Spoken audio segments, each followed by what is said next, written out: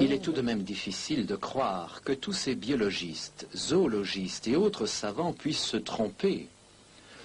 Après tout, ils ont été formés dans les meilleures universités. Peut-être que le professeur Maciej Giertych de l'Académie des sciences de Pologne, appartenant à l'Institut de dendrologie et enseignant la génétique des populations à l'université de Torun, pourra nous éclairer. Un vrai savant tire ses conclusions de l'observation et des données expérimentales. Les scientifiques étudiant la génétique, la cytologie, l'anatomie et d'autres domaines des sciences expérimentales sont sûrs et dignes de foi, quoi qu'ils pensent par ailleurs de l'évolution. C'est la démarche de la science, mais il faut se méfier dès que quelqu'un se proclame expert en évolution.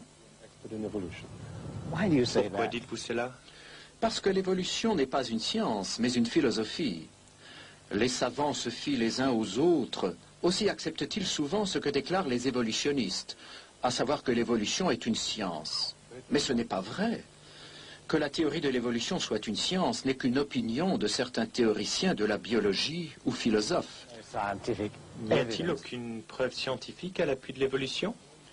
Ce qu'on prétend être une preuve de l'évolution est le fait indéniable que tout organisme a des parents, au moins un parent. Quand on applique cette vérité à l'époque où n'existaient ni fourmis, ni grenouilles, ni hommes, cela conduit au postulat non scientifique que la première fourmi provient d'une non-fourmi, la première grenouille d'une non-grenouille, le premier homme d'un non-homme, et ainsi de suite. Pourquoi dites-vous que cela n'est pas scientifique? Parce que les données que nous possédons ne le prouvent pas. La science génétique établit clairement qu'un tel changement n'est pas possible. Les évolutionnistes vont encore plus loin. Ils déclarent que des êtres vivants proviennent de matière non vivante. Mais s'il n'existe aucune observation à la base de ce que déclarent les évolutionnistes, comment peuvent-ils convaincre tant de savants que l'évolution serait un fait scientifique? Leur principal argument est que de petites mutations positives ou bénéfiques s'opèrent dans les cellules de la reproduction et sont ensuite conservées par sélection naturelle. Ils soutiennent que ces mutations s'additionnent et amènent une espèce à évoluer graduellement vers une autre espèce.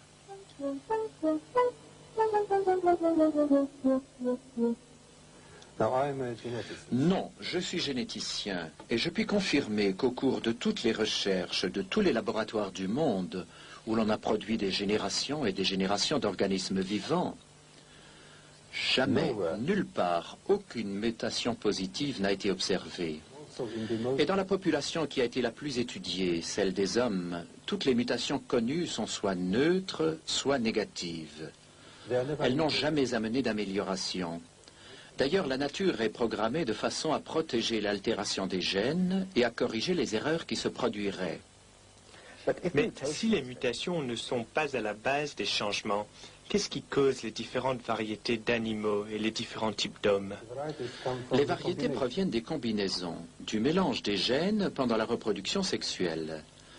Les organismes adaptés à des conditions précises se concentreront dans un environnement qui offre ces conditions-là.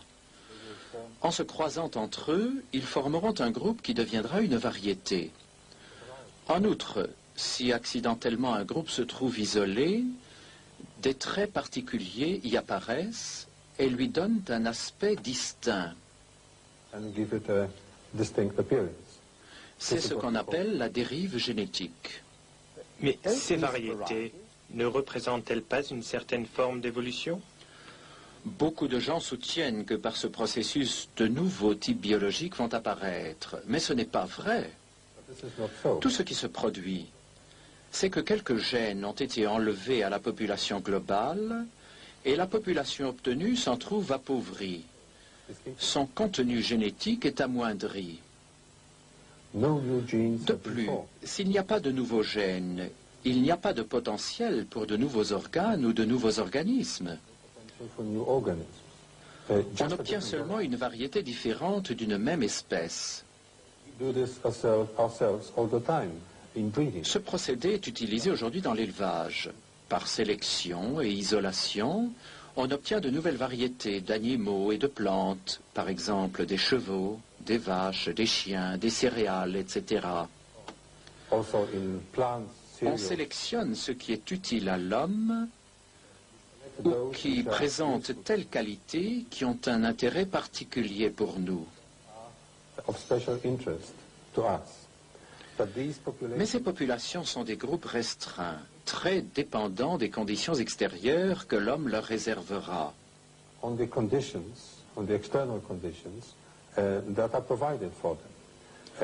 Si l'on ne s'en occupe plus, ou elles mourront, ou si elles survivent, elles retourneront à l'état sauvage, en cessant d'être une variété distincte.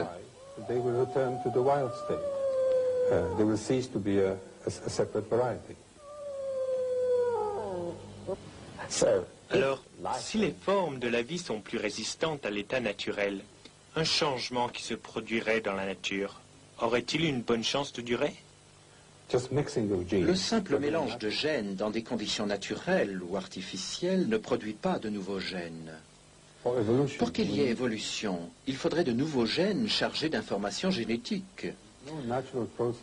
La science ne connaît aucun processus naturel qui produise de nouveaux gènes, que ce soit par isolation, par sélection, mutation ou croisement. Cela est impossible. Pourquoi alors apprend-on aux enfants qu'une espèce peut évoluer en une autre?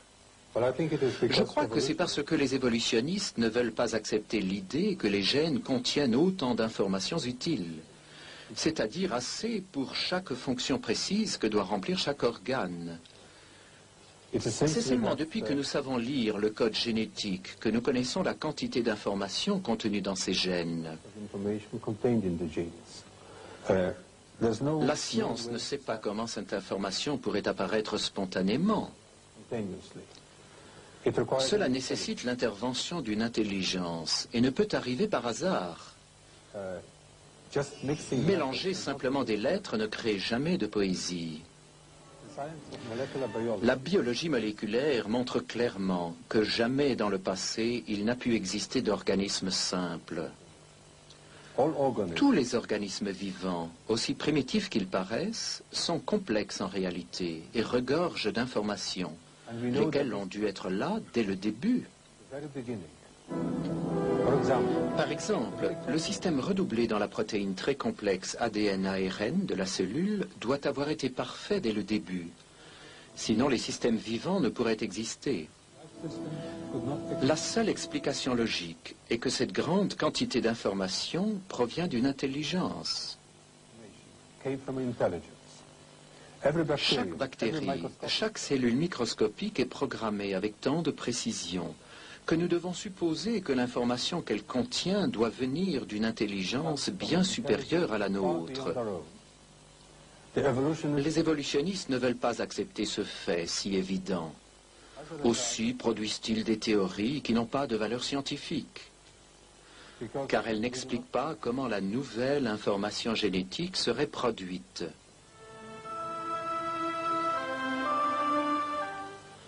Il est curieux que les livres d'école et ceux d'histoire naturelle continuent d'affirmer que les savants acceptent l'évolution comme un fait scientifique. Le programme que nous venons de voir montre des savants qui s'opposent absolument à cette idée. Ils refusent même à l'évolution la qualité d'hypothèse scientifique. L'idée d'une évolution graduelle des hommes à partir de créatures telles que les singes australopithèques n'a aucun fondement et doit être rejetée. La complexité se trouve au commencement. Pour le généticien, c'est une preuve indéniable que l'évolution biochimique n'a jamais eu lieu. Donc la théorie de l'évolution n'a aucun fondement dans la géologie. De nombreux processus naturels indiquent pour la Terre un âge relativement jeune. L'évolution n'est pas une science, c'est une philosophie. Nombre de savants arrivent à la même conclusion. Ils déclarent que si on continue à croire à la théorie de l'évolution, malgré l'évidence incontestable qui s'y oppose, C'est bien pour une raison philosophique et non scientifique. And not for scientific ones. La récente découverte qui montre que les strates dans les roches se forment latéralement est d'une importance capitale. Enormously important. On ne peut plus ranger les espèces fossiles en grades évolutifs. Into evolutionary trees. It also Cela explique pourquoi on n'a jamais découvert de lien fossile entre les différents types d'animaux ou de plantes. different kinds of plants have never been found. Finally, Et les what hommes des about- cavernes, ne seraient-ils pas la preuve que des hommes primitifs ont évolué en hommes civilisés? Voici encore une légende basée sur la théorie de l'évolution et sur la position des fossiles dans les roches. Nous savons actuellement qu'on ne peut déterminer l'âge de la Terre à partir des roches sédimentaires, dont la plupart auraient pu être formées par une seule catastrophe aquatique. Les restes fossilisés de ces hommes proviendraient donc de groupes de gens vivant avant cette inondation, coupés du reste de la civilisation. De nos jours également, on découvre de petits groupes d'hommes vivant complètement à part, de façon primitive, très semblables à ces hommes primitifs. D'ailleurs, si la grande majorité des roches sédimentaires ont été formées par le même cataclysme, il n'y a aucune raison de mesurer la vie terrestre en millions d'années plutôt qu'en milliers d'années. The scientists Les personnalités presented the scientifiques qui ont été présentées dans ce film ne sont que quelques-unes parmi les milliers qui sont arrivées à la même conclusion.